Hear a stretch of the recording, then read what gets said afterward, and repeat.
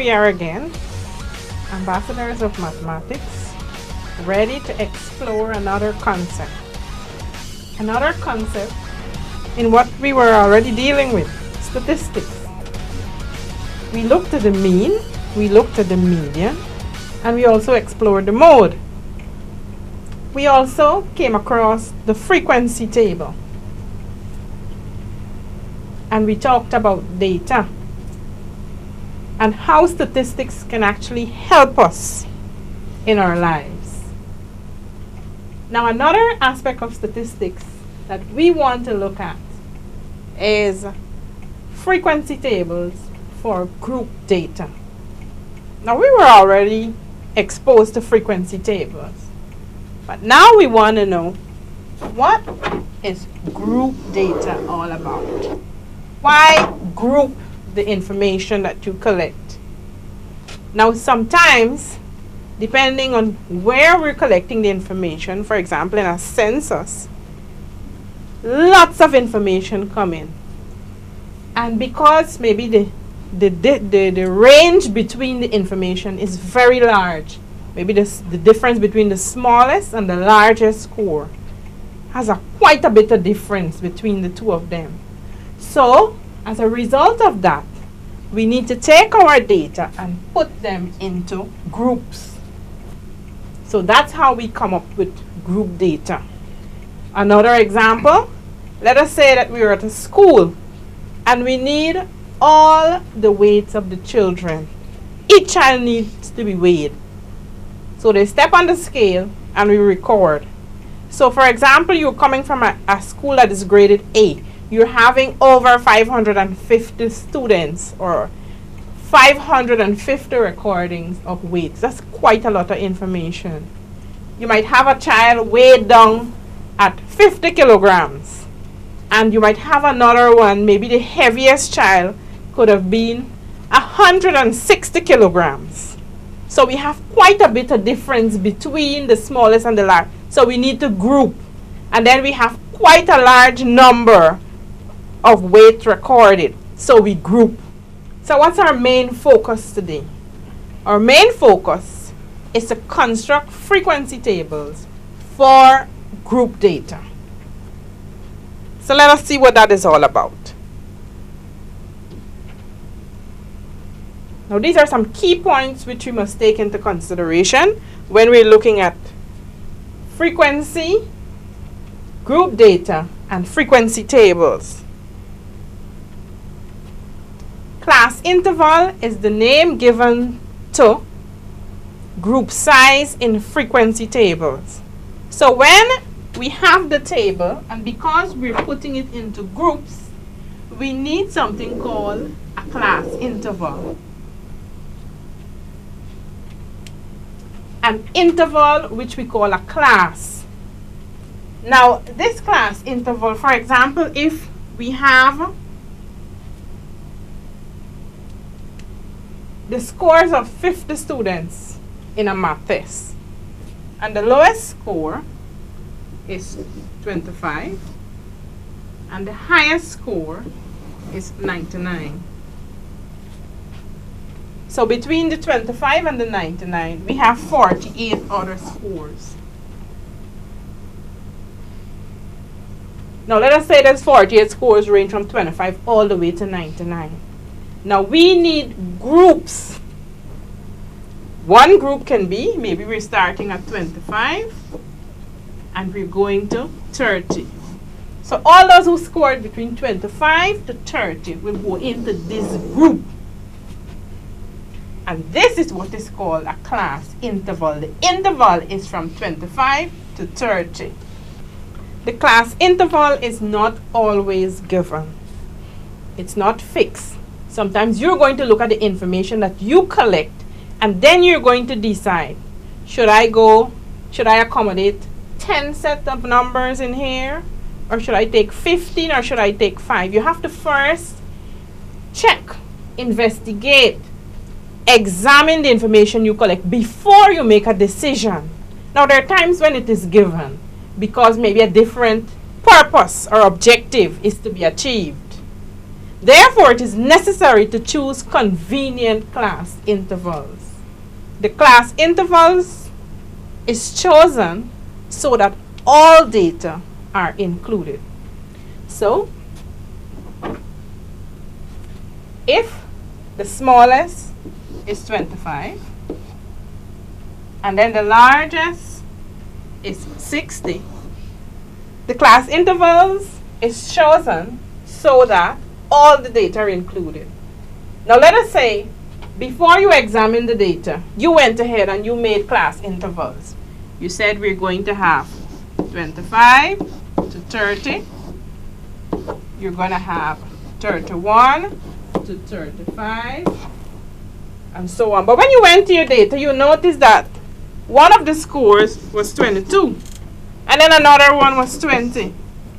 These classes will not accommodate these two. Okay? Or when you stop, you had maybe 45 to 50. And then you check again and you notice 75.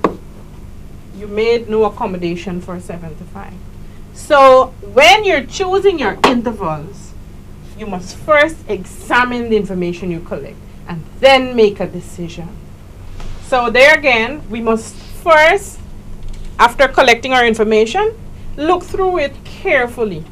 We must note what is it we have, what is it that we don't have, and then we can make decisions as to, we need groups. How many groups should we make? Should the groups be large? Should the groups be small? Will all the data be accommodated? Those are questions we should constantly be asking ourselves. Now let us see what else is there. Sometimes when data is collected, there are so many scores or items that it becomes necessary to group them in order to make it easier to understand them. So there again, that is why we group the information. It becomes easier to understand, because sometimes we look at 56 students, their weight range from maybe 6 to 1.5 to 7 to 1.5. You put it in a concise format and it's easier to tell X, Y, or Z. Now let us look at our first example. The marks obtained by 30 students on a mathematics test are as follows. So there we have the marks, 20, the first, all the way to 98 as the final one. Now when we look again, we see we have scores such as 2 and 3. And then we see as we go midway, we have 54 and 57. And then we have in the 80s, and then we have 98. So we have a large span between the smallest, which is 0, and the largest, which is 98. Largest. And here we have the smallest. So to better understand our information, we put our information into groups. Finding out which is the smallest and which is the highest or the largest gives us a good idea also as to how we should make our groups or our class intervals. The lowest mark was 98. The highest mark was 98 and the lowest was 0.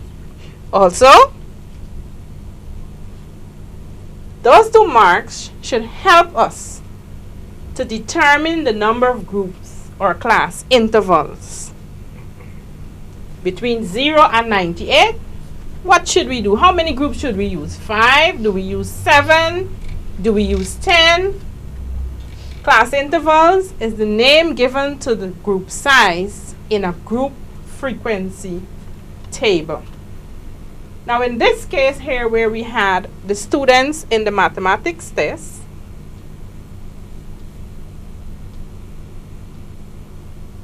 we found that the difference between the lowest and the highest, which is 98, would be 98 take 0 and that would give us 98. So we have a wide range there.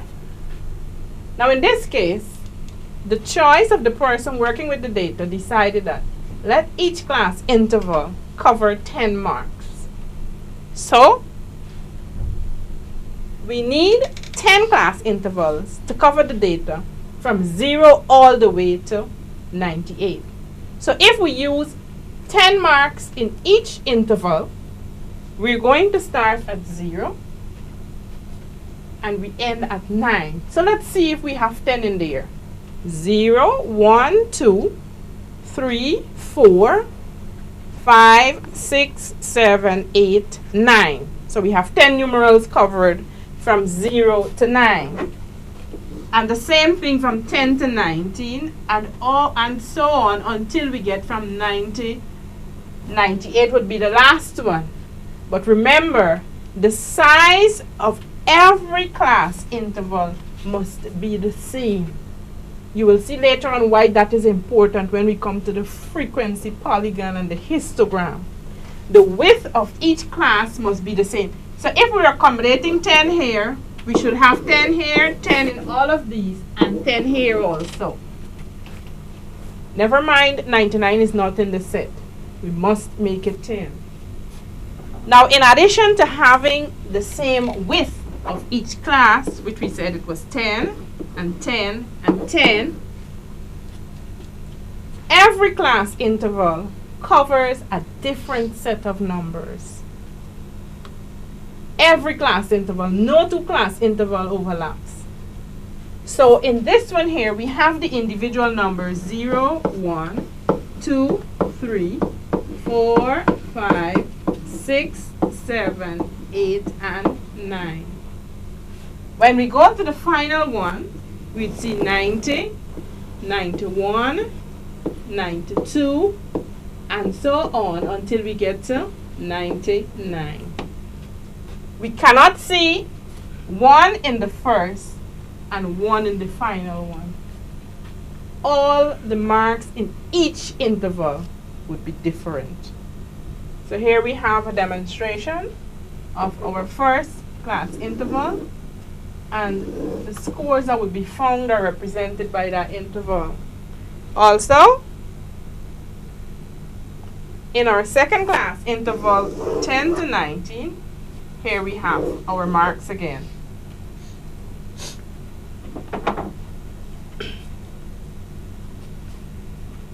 Now, 0 to 9 covers 10, and 10 to 19 covers another 10. Can you give me the next class interval that will cover 10? 20 to 30. 20 to? 29. 20 to 29. 20 to 29. If we take this to 30, how many marks would this interval cover? 11. And remember I said, all of them must have the same width. 10 are there, 10 of them are here, then 10 must be here. Remember, 20 and 29 are included in the set. So we must count them. Like up here where we say 0 to 9, because 0 is in it, that's why it's 10. But from 1 to 9 would be 9. There we have our frequency table. What did we do? We made our class intervals 1, 2, 3, 4, 5, 6, 7, 8, 9, 10 of them. And remember the marks of the 30 students in the math test? We found that 3 students scored from 0 to 9, between 0 and 9. 1 scored from 10 to 19. We don't know if it's 15 or 17 or what. We know 1 student falls into that group. So if I ask you, how many students scored from 50 to 59? What would you reply? 6. 6. So we look for first the class interval, and then we look for the corresponding amount. So there we took our information and we grouped them into classes, select our tallies or counted We tallied, and then we identify our corresponding frequency. So this is what grouping information is all about. And in statistics, we call it group data. Now let us look at example 2.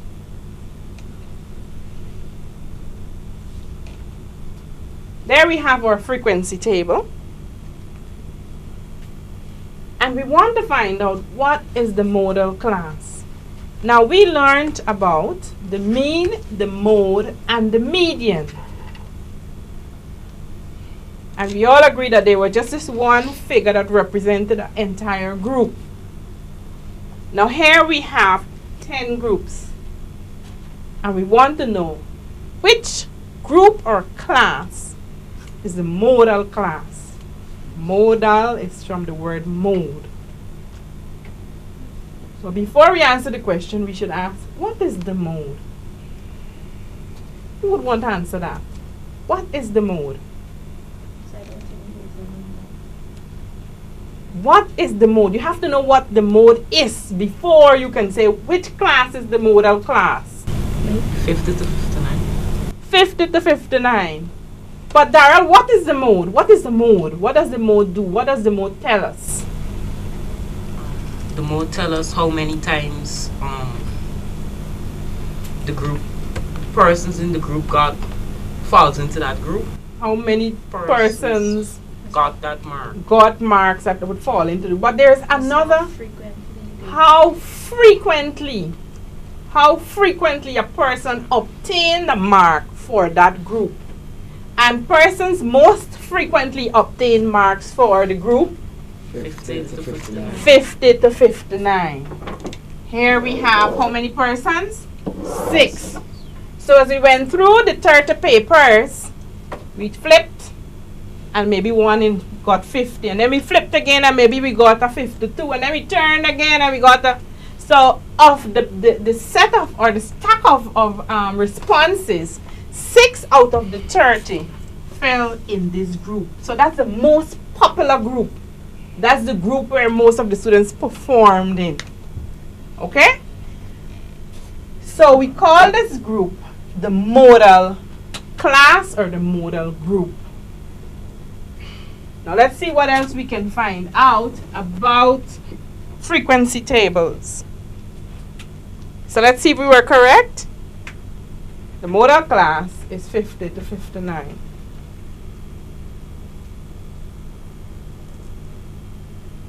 Now, in understanding statistics and the concepts that are within it, we also need other information like discrete data and continuous data.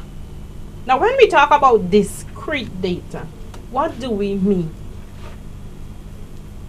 If you go into a shoe store, what are some of the sizes you come up with?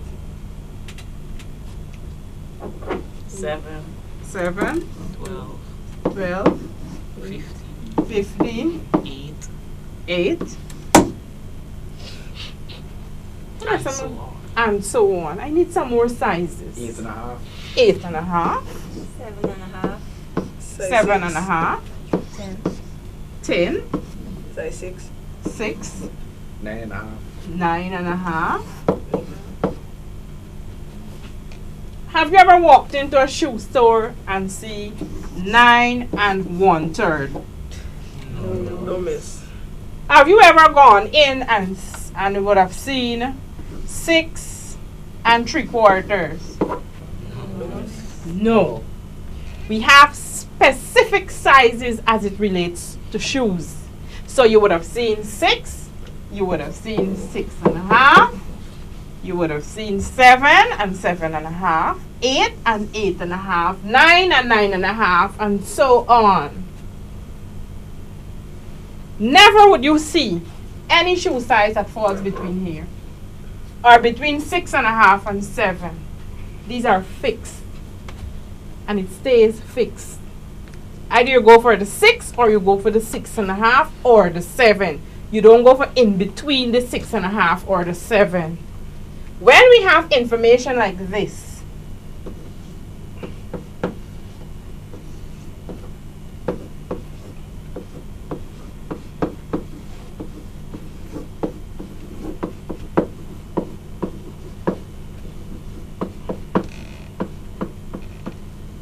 have information like this, for example, shoe sizes, and we have a gap between these fixed ones where no other place here, no other will fit in these places, we call information like this discrete data. They take on that single value. No other size would fit in here.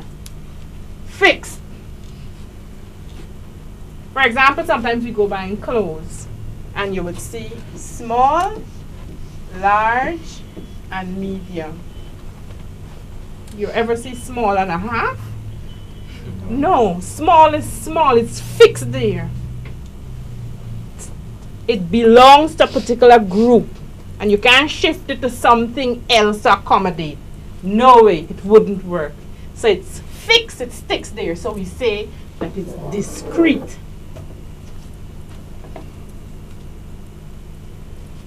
Now we need to contrast discrete with another set of information or another set of data. So here we have a definition. Read it for me. Discrete data refers to definite values of items or a variable that can only have certain values. Certain values. Only have certain values. And Shufa is one of the perfect demonstrations for it. Now let us see what else is there about discrete data. Read that one for me. This is interesting. For example, the number of children in a family can only take whole numbers such as 0, 1, 2, 3, and so on. It cannot be. Have you ever seen 1.5 child in a family? No. Or 2.5 goats in a field? No. Can it ever be that? No. Never, never. Or tell me that the man has 1 3/4 daughters? Ah, is that possible? No, no, it cannot be. It cannot be 9.2 or 2.5 or 3 3/4. If you have 3/4, means something, the quarter that is missing is definitely going to affect. It's definitely going to affect what is there. Okay? So information like this, data like this here is called discrete. It's fixed. Can't accommodate anything else. Right, Stefan? Yes. Good. The number of children in a family is discrete. You see the chickens hatch, and we have 33 chickens. Anytime you begin to see half a chicken, you know something is wrong. There was a mutation problem there. What's the problem there? Some problem is you can't see half a chicken running about the place. Good, so let's hear what they say about discrete variables again. A discrete variable is countable and it has gaps between each number where no immediate value can occur. So we have 1 child, no 1.5, so we go to 2. 2 children, no 2.5, we go to 3. 1, 2, 3, and so on. We can't have anything between them. Like the shoe sizes, 6, 6.5, 7. We can't have anything besides. So there are gaps in between.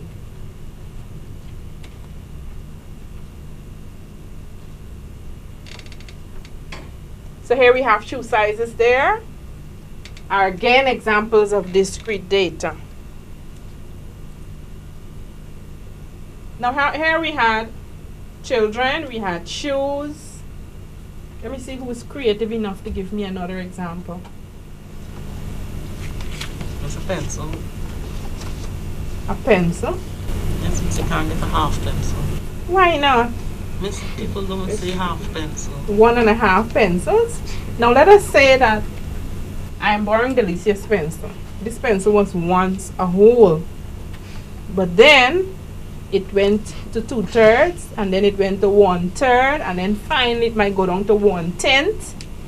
So you see there, I have moved the length of the pencil from being a whole to being fractional. Yes, but if somebody asks you for a borrow the pen, they're going to say, lend me your half pencil. Don't say, lend me a pencil. But I can also say I have 1.5 pencils. But that don't make sense. That doesn't make sense? No.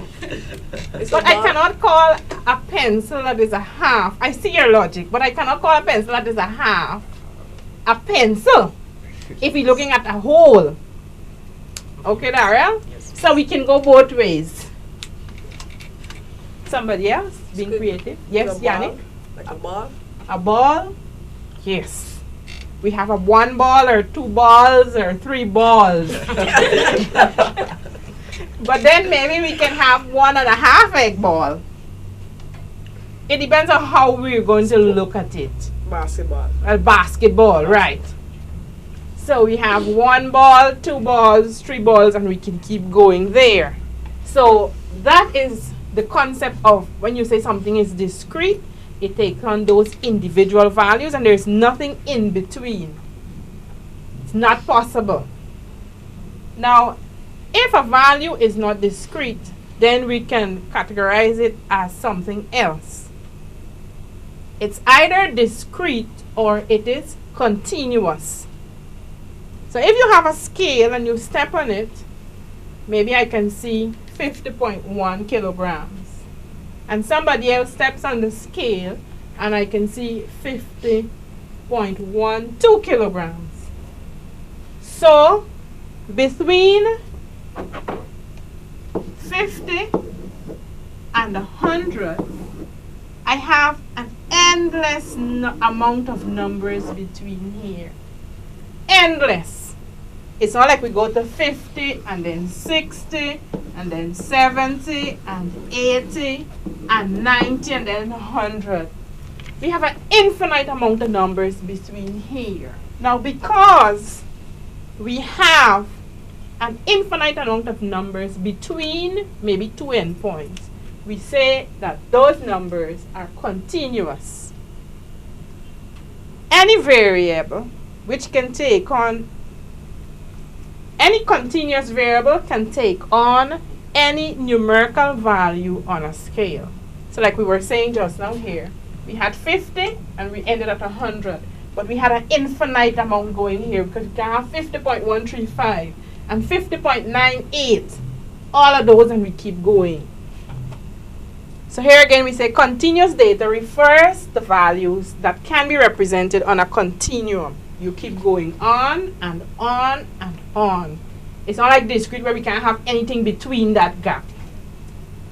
They usually arise from situations that involves measuring. So we take Delicia's height and she is about 5 feet 5 inches. And then we take Ayana's height and she's about 5 feet. And then we take Tia's height and she's about 5 feet 3 inches. And then we go to Daryl and we say Daryl is about 6 feet. So we have a range and we can go on and on and on. Very wide range. Any value it can take on. Good. Here we have an example. The mass of 4 students. One student is 52. One student is 50.8. One student is 62.4. And we can have another student being 50.89. And then we can have yet another student being 50.889. So all those values that can fit in on that scale, because all those values can fit in on that continuum that you keep going on and on, we call them continuous data or continuous variables. Stefan, would you want to give me an example of continuous data? 61.59. I want an example, like I gave you height and I gave you weight. I want an area where it's applicable, where I can use it. Width. Yes, we can take width. For example, if you're a seamstress and you take the width of a young lady and 10 others come, it is highly unlikely that they will all have the same width at their hips. Very unlikely. Now, when we're dealing with information that we collect, sometimes we need points where we begin and points where we end. So in the math test, the smallest figure was 0 and the highest was 98. And then we had our class limits, or class, or the groups, or classes. And then we had from 0 to 9. And then we had from 10 to 19.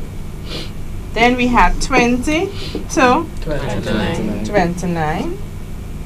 And so on. And the last one would have been from 90 to 99. We must know that we must have a point where we must stop.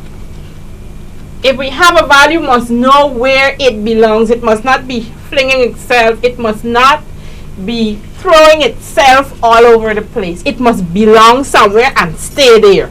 Fix, you belong here. So in statistics, we do need, when it comes to class intervals and groups and so on, we do need limits and boundaries. We need limits and boundaries. Now let us talk about limits a little. First of all, we made our group or our classes. The first class is 0 to 9, 10 to 19, and so on. Our final class is 90 to 99. Now when you look at each class, you see two values. One to your left and one to your right. Those two values that you observe are called your limits.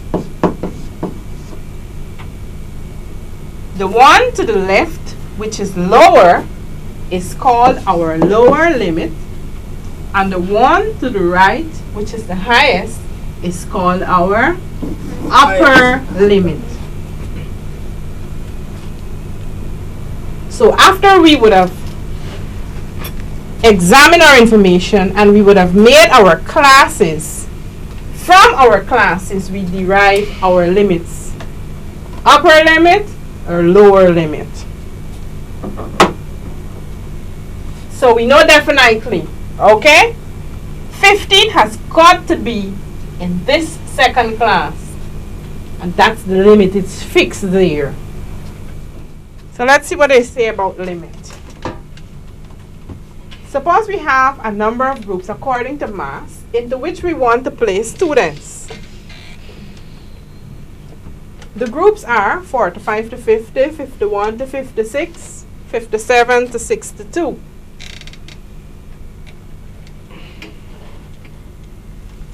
Into which group will we place the student who is 50.8 kilograms?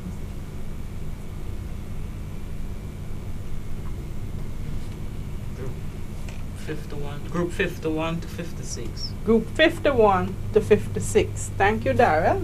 Darrell identified this group. Why did you identify that group, Darrell?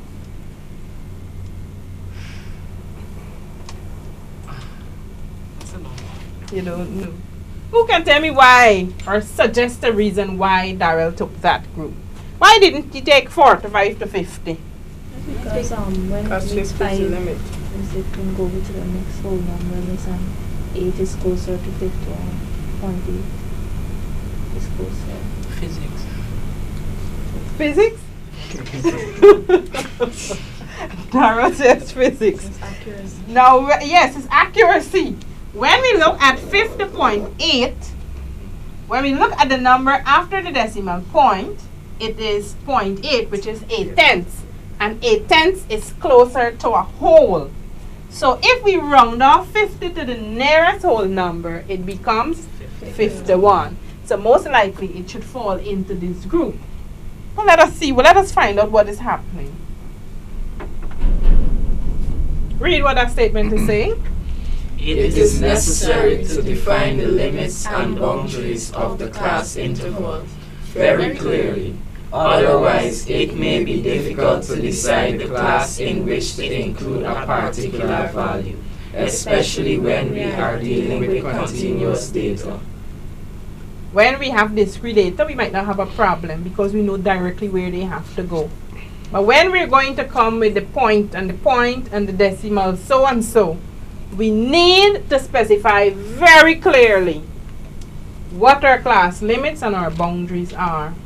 Now we know that off the bat we can look and see from our class intervals what our class limits are. But what about our boundaries?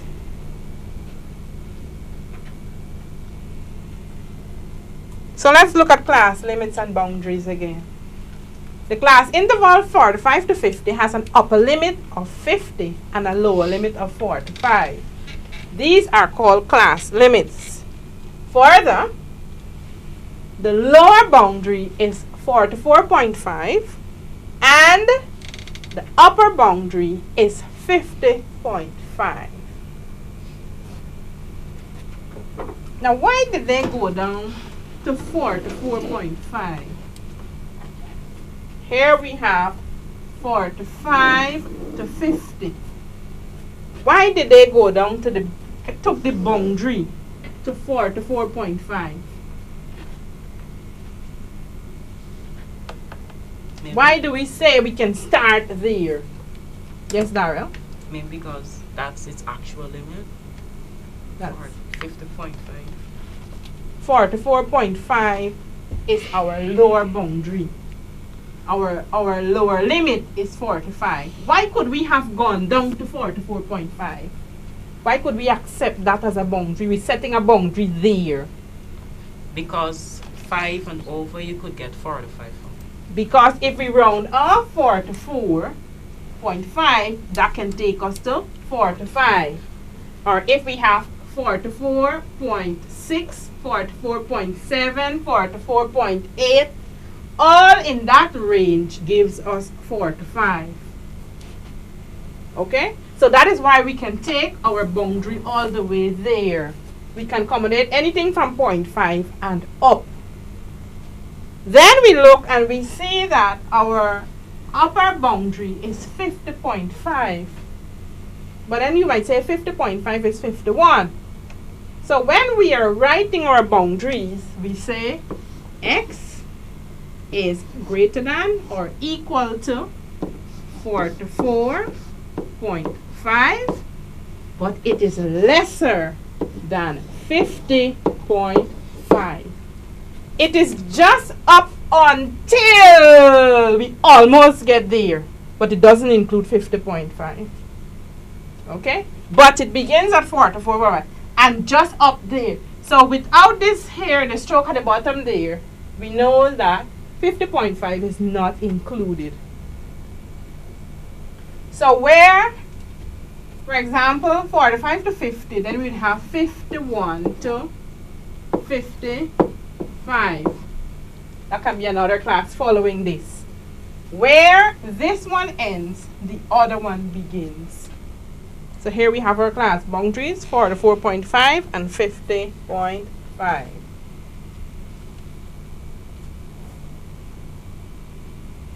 When we want to write them and to show that 50.5 is not included, here we have x is greater than or equal to 44.5, lesser than 50.5.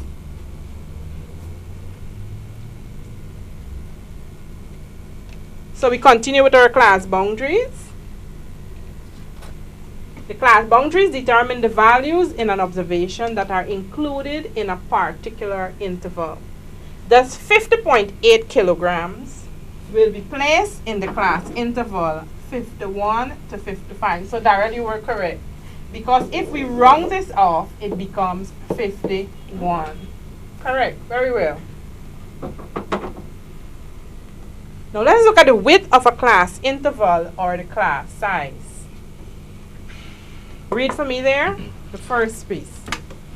The width of a class interval, also known as the class size, is defined as the difference between the upper and the lower class boundaries. So before we can find the width, we would have to identify or find the boundaries. So here we have the class would be 40 to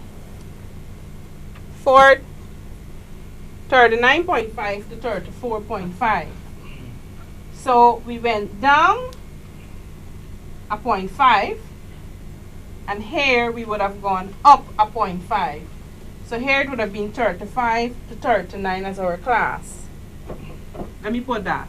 Here we would have had 35 to 39. But then all the 34.5, 34.6 and all of that would be in here. And then we go just up to 39, just before 39.5, all those values would be included also. So first we have to get our class. We have to get that interval. From the interval, we know our limits. And then after looking at your limits, you come up with your boundaries. Now there's one other thing I needed to point out to you when it comes to boundaries, how you go about calculating that value. Now how do we find the answer for the lower boundary? We take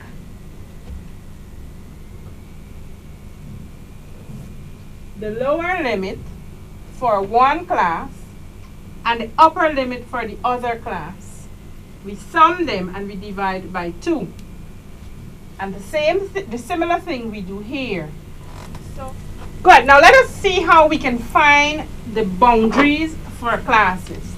Now let us say we have the classes 45 to 50. And then we have 51 to 56. And then we have 57 to 62. To find the lower boundary for this class, we take the upper limit and the lower limit. We sum them and we divide by 2. So it would be 50 plus 51 divided by 2. And that would give us 101 divided by 2. And that gives us 50.5.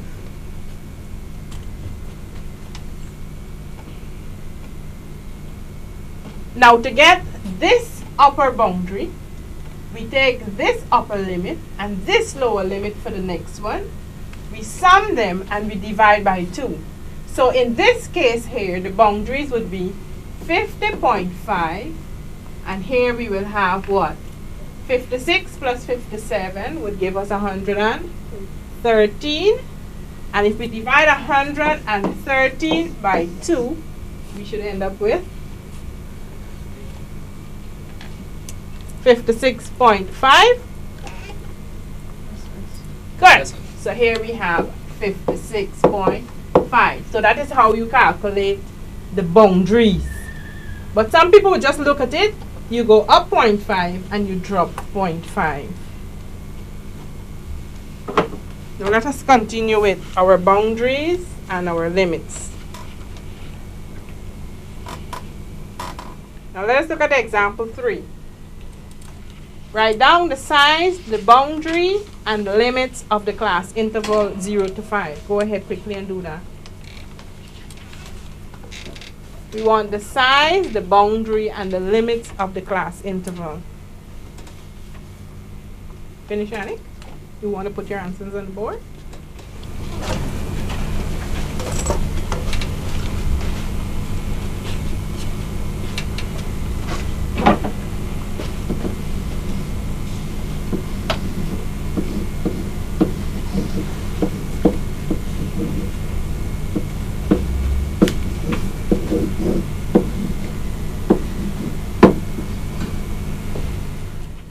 If we have 0 to 5 as our class interval, what would be the limits?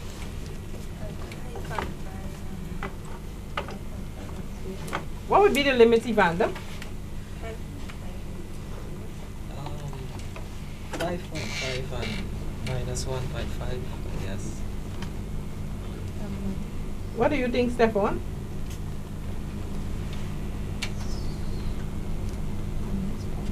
Daryl? 0. What would be the limits? The limits and the boundary have a difference. We have boundaries and we have limits. Before we get to the size, let us look at the boundaries and the limits. Our class is 0 to 5.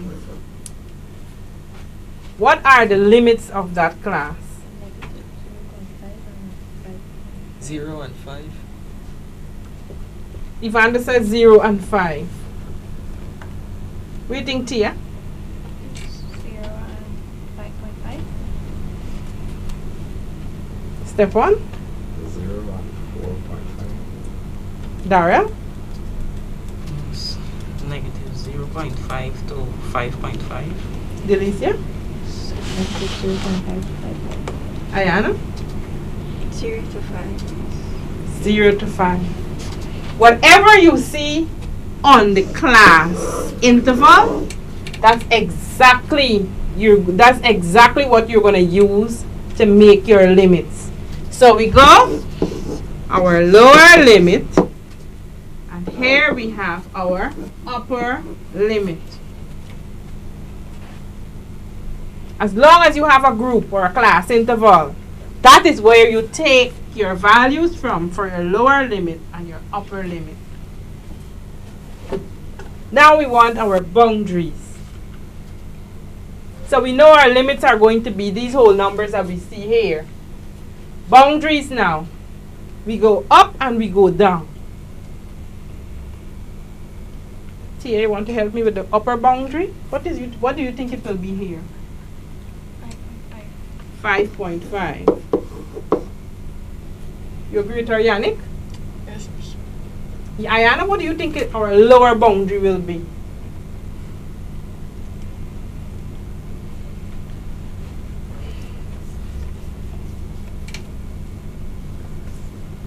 Darren, what do you think it will be? Negative 1.5. Negative 1.5. But the same increment with which we go up, the same increment we go down. Yes, 0. So if we're at 0 and we go down 0.5, what will we end up with? Minus 0.5. Negative 0.5. Now we need to look at the size of our class. How many values does it hold? That's the size. So it holds 0, it holds 1, it holds 2, 3, 4, and 5. So what's the size of it? 6. 6. Now this is how we can also come up with our 6. We take our upper boundary and we subtract our lower boundary. So what is our upper boundary? 5.5. And we take a negative 0.5. And when we have this condition here, what do? We add. So when we add 0.5 to 5.5, we end up with 6. So let's see if we're correct. So we have our solution. The size is 6. The limits are 0 and 5. And the boundaries are negative 0.5 to 5.5. Remember, we have our limits from our class interval, which was from 0 to 5. And then we go up a 0.5 and we go down a 0.5 to get our boundaries. So if we don't know our limits, we cannot find our boundaries. So you have to set your limits first, which comes from the class intervals. Now we looked at the frequency table for group data. And we know that we group our information because it gives us a better understanding or a better picture of what is going on. Another reason can be we group our information because we have a large amount of information. And if we put it in a concise form, we can better relate to it. And then we have a shorter space of time within which to work with it. Now, in looking at group data, we came across a concept such as class interval. And we said it's a name given to a group size in a group frequency table. So if we don't have group information, then we can't have class interval. We also discovered that if a class interval is too wide, it might not be a good reflection of what is in the data. So it cannot be too wide, nor it cannot be too narrow. So we have to find just the right size. So when the information is grouped and presented, whoever is looking at it gets a good idea, a very good idea, clear, a lucid picture as to what is going on. If the class interval is too narrow, the grouping may be meaningless. Also, we found out about discrete variables, and we also found out about continuous variables. And we said never can we have a man walking down the street with a child and a half. He could have either 2 children or 10 children, or we can see 5 donkeys in a field. Or if we go into a shoe store, we can see sizes 6.5, 7, 7.5, 8. So there is no other number or size to fill the gap between what we have there. On the other hand, continuous variables fall on a continuum or a scale. It goes on and on and on. There's always another one there to take its place. For example, when we have weight or height and so on. And then we also looked at the width of a class interval or the class size, and we say it's defined as the difference between the upper and the lower class boundaries. So as long as we know our class interval, we look for our limits, and our limits help us to identify our boundaries. When we have our boundaries, we find the difference between the upper and the lower, and there we have our class size. Now we cannot go through all of this and not have you leave with some practice exercise.